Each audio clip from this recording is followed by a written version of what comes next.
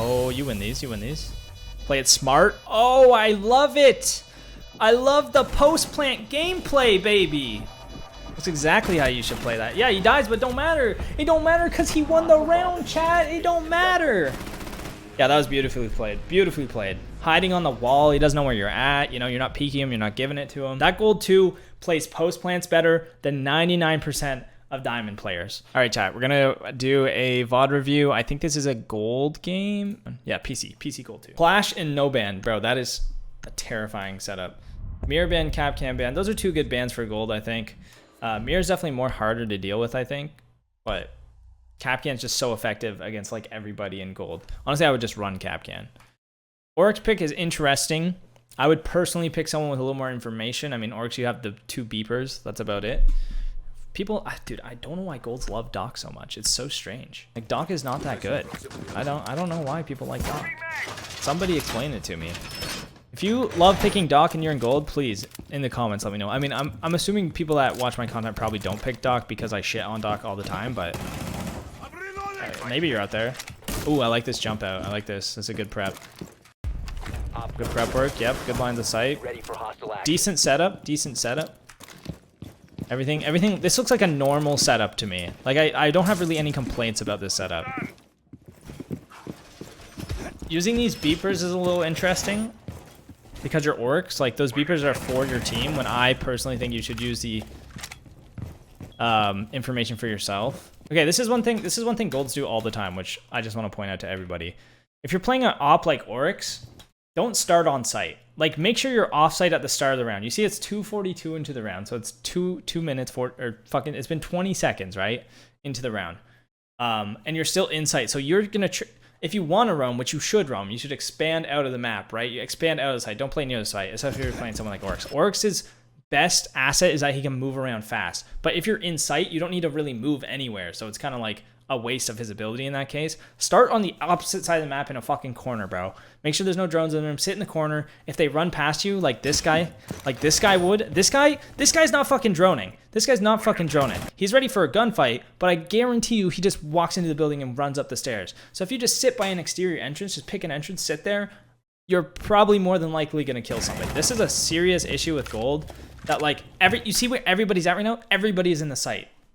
It's so predictable and it's so easy to just rush. This is why everybody runs in with no drones in gold, because they know where everyone's at because nobody leaves the site. So if picture 3 people picking a random spot and sitting there. You know, one guy in the basement, one guy over here, one guy in the basement over there. Then any way they enter the map, you're going to hear them come in and pick them off, right? Because they're not going to drown. And if, you know, 30 seconds go by, you don't see anyone, then sure, you can come back to site or play near the site. Get in there easily. He hears this guy right beside him. Yeah, I wouldn't even move. Yeah, well played, well played. This might just be a personal choice, but knowing the bombs here and knowing that this window is shut, you could probably just sit in here and hide in the corner. If they don't drone you, you're going to shoot them in the side of the head, right? Rather than holding this angle where they can just shoot, like they're going to peek this. This is the angle they're going to peek. Dude. But if you're in the corner, they might not check the corner. You just shoot them in the side of the head. Yeah, that's just a very easy way to get kills. Shoot them in the head and shoot them in the side of the head instead. Playing these passive angles, I like this angle. It's not horrible. But again, just hide in the corner and wait for them to walk past the doorway, you know? I think that was an Osa shield in the window to the right here. There's nobody on the left. You know nobody's on the left because you've been holding this door the entire time. So you didn't have to peek the left side. You just have to worry about them coming from the right. Like, they can only come from here, this door, and this window, right? There's no rotate. Nothing over here. If they make one, you'll hear it. So you just have to watch for their cross across those 2 entrances. I like this angle a lot more. Just that passive angle right there. This angle is even good. Like, this is a weird angle to check. This is where you want to pick a weird angle, right? They don't drone you, you get the kill. That's one of the most simple things in gold that people don't do is like play positions where that if they don't drone you, they don't know you're there. And they're not going to check it. Like, if they're not droning you, pick a weird ass spot and you'll probably kill them. Because all golds do is pick the most common thing to pre-fire or shoot at, and that's what they're going to do. I like the varsity charm. Maybe someday it will be a Pox charm. 4v2, playing pretty smart, not getting too aggressive, but also like the looking around is something a lot of golds do. Your whole team has your back, right? They're not coming in behind you, but you keep looking at your teammates over here. What if the second you look over here, he comes in from the doorway you were holding and shoots you in the side of the head? What are you gonna say? Oh, siege timing. Realistically, you didn't even need to look away in the first place. You could just keep holding the angle. It's like this. It's just like this, like, can't sit still thing that happens whenever you have man advantage. And that's something that if you're being serious about improving, every single time you have man advantage, pick a spot and don't move. Really just don't move at all. Just pick your angle, hold it, and then when you realize they're not coming to that side, that's when you hold something else. Like that last angle he was holding at the end there was good. He wasn't moving at all, right? But if you're moving around constantly, they're gonna hear you. So that gives them the opportunity to kill you. Don't give them the opportunity to kill you. The head will just give you a little more cover. Beeper behind you, so I'm expecting you to kind of hold the T drum side here, knowing that you have information on your backside. See the window hop in. Even like barricading some extra doors would be nice. Or yeah, nice, that's good. Okay, now you know they're coming from the window there. You should kill this guy if he hops in. This is a really good angle. This is like exactly how I would play this probably. I'd probably hug the other wall though, just in case, so they don't like wallbang me through the wall. Yeah.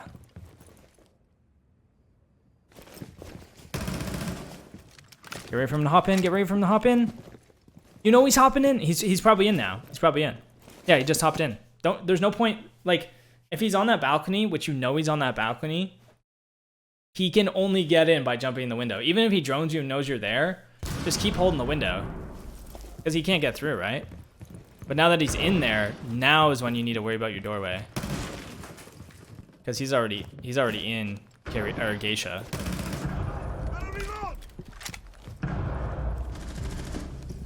So even though they're droning you, it's okay, they know you're there. Because if you're holding that and they hop in, they're dead. But instead, the guy that hopped in killed you. The way she goes. Ooh, a castle strat. Let's see what my boy is cooking up. Let's see what my boy is cooking up. Nice, okay. Nice, I like it so far. I wouldn't put the castle and the beeper in the same spot because they're both information, right? And if you're holding up here, I'd probably open the hatch so you can help the site a little more. But I'll wait to see what you actually do.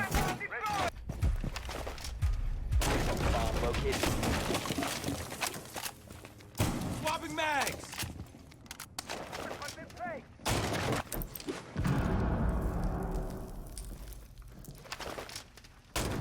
My main thing here is like, you use all your utility up top, but you also reinforce the hatch. Also, the castles should be treated like information. Think about it that way. So instead of castling the window over here and this door, I would castle this T door and the other one on your far right, like both the drum doors, so nobody can lurk across the map and come and shoot you in the side.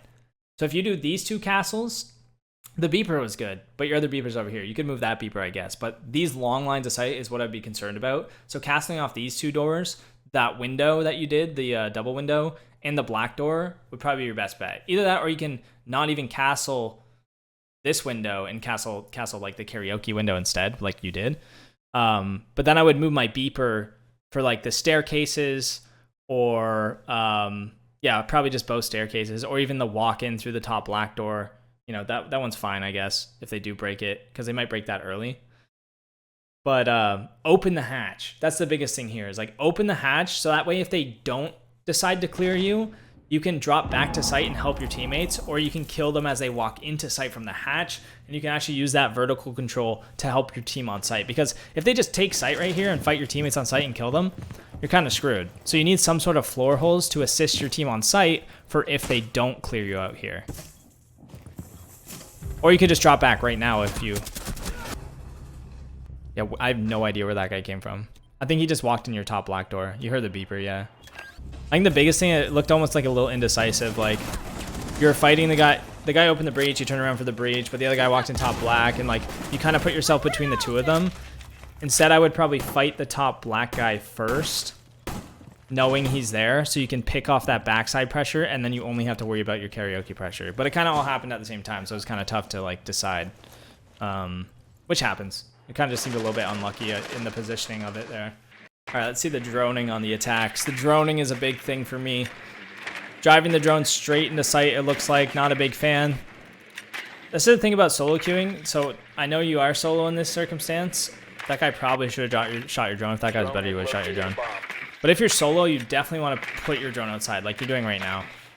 I know you want to know where the site is, but the chances are pretty good your whole team's driving their fucking drones into the site anyway.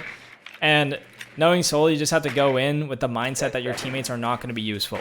Your teammates usually, 90% of the time, are going to be bad. And if you assume that ahead of time, you can keep your drone alive and then have 2 drones for the entire round. So you have double the information. You're losing half your information by getting shot in prep phase. And that, like, right there, realistically, he should have shot it. But bringing it back out was the right decision, so good job. Good job for that. Now you have 2 drones. Let's see if you ever throw them again. That's the big thing. I don't have a lot of faith in gold droning, so I'm hoping the gold Poxonlox viewer droning is slightly higher. Okay, okay, yeah. Drone activated. Hear him on your right.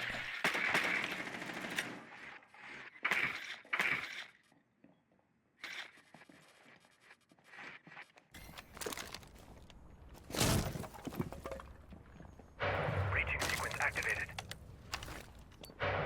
You know he's close, you know he's close. That's, yeah. Yep, this guy should be dead as fuck. Yes, boy! Nice. That was nice.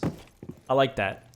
It was almost like a little slow, like the chance of him, you were relying on him to get near that window a little bit, so it was a little like how often does that actually work, you know? That's my question. It worked in this case, and you played it perfectly for what you were trying to do. I just don't know if it's the best option for, like, winning. Like, if you want to win, I feel like you need to gather some control, and trying to gain control through that window is very difficult. You got it, though, so this is good. You're in a really good spot because you got it. You're gonna kill this guy if he peeks you. Right here, I just use your fucking utility, bro. Just start throwing candles everywhere. Just start throwing them everywhere. Now that the bomb's down, you don't need to. But I would just spam them so you're not getting caught out with your utility out as easily. But if you just start tossing them, you know, get in cover, get behind the bomb, start throwing them. And just, yeah, there you go. Just like this. This is exactly what I wanted, but before the plant went down. Yeah, this guy's fucked. This guy's fucked. So if that's all going, if that's all happening while the guy's planning, they can't hear the guy planning. You know what I'm saying? Down to 1 frame. Oh, you win these. You win these. Play it smart. Oh, I love it. I love the post-plant gameplay, baby. That's exactly how you should play that. Yeah, he dies, but don't matter. It don't matter because he won the round, chat. It don't matter.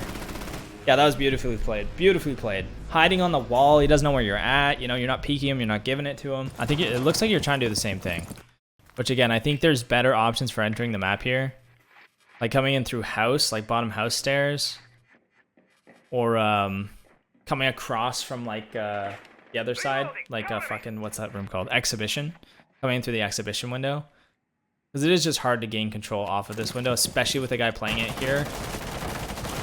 Like, if they just hold a long angle on the window and you try to use your Yings to get in, they'll just shoot you once you're in. Or nitro you or whatever. This guy's fucked, though. You should mess this guy up just like you messed up the Melusi, the way he's playing it.